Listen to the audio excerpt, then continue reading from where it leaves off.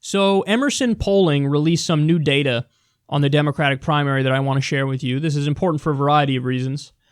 So they have Joe Biden at 33%, Bernie Sanders at 25%, Kamala Harris at 10%, Warren at 10%, Buttigieg at 8%, Bet on My Stork at 3%, Julian Castro somehow at 2%, and I'll leave it there, but you can look down that rest of that list yourself. Now here's the crucial part. Okay, Sanders currently leads Biden among 18 to 29-year-old voters by an impressive 41% to 11%. However, Sanders' support weakens with age 30 to 49. They only break for Sanders 29% to 26%, as compared to 50 to 64-year-olds who break for Biden 42% to 19%. And among those over 65, Biden has a strong lead, beating Sanders 52% to 7%. So this poll is landlines and an online panel. So it's a little better than the other polls, which had just used landlines and they're undersampling younger voters, because those are always going to skew in a way older direction if you're using landlines, and so you're going to get a result that's skewed towards the more establishment candidates, because older voters generally support more establishment candidates. So Bernie's support comes virtually all from 49-year-olds and under, and more crucially, 18 to 29-year-olds. So a poll that would more accurately reflect the race is if you sample more young voters, because in any election where Bernie Sanders would win, there would be massive turnout among younger voters. And I'm convinced that there will be massive turnout among younger voters.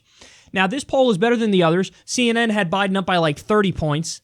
Hilarious and silly and ridiculous. They shouldn't have even released the poll because it was totally skewed in favor of Biden because it way oversampled older voters. Here you have a little bit of a better poll here because they didn't just do landlines. They did landlines and an online panel.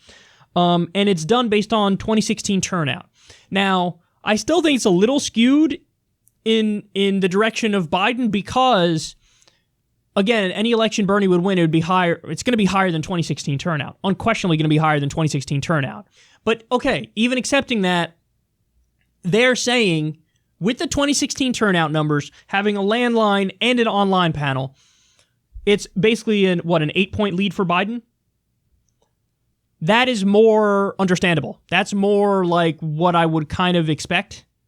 What I would think if I had to guess, that Biden got his post-announcement bump, and Bernie kind of petered out just a tad, like by a point or two, and this more accurately reflects the race. You can say, hey, maybe cut that in half. Maybe it's like a 4-point lead for Biden, because again, this is on 2016 turnout numbers, but this wasn't one of those polls where they just completely oversample older voters and it's totally skewed. So the most important takeaway here, though, is 18 to 29-year-olds and even 30 to 49-year-olds, you got to get out there and vote for Bernie, and you got to get out there and be his biggest support, because he's going to get walloped with the older voters. And here's what's for sure. Every election, the older voters turn out. Every election, that's what happens. That's what we see, is massive turnout among older voters because they view voting as a civic duty and they just go and do it. Doesn't matter. They're going to do it. Whereas younger voters usually feel like they need more of a reason to show up to the polls, and it's not like a guarantee that they vote. If they don't like anybody, they just won't vote. Now, thankfully, the polls show that Bernie's loved among young voters, so he's likely to turn them out, but he has to, or else there's no way he wins the race.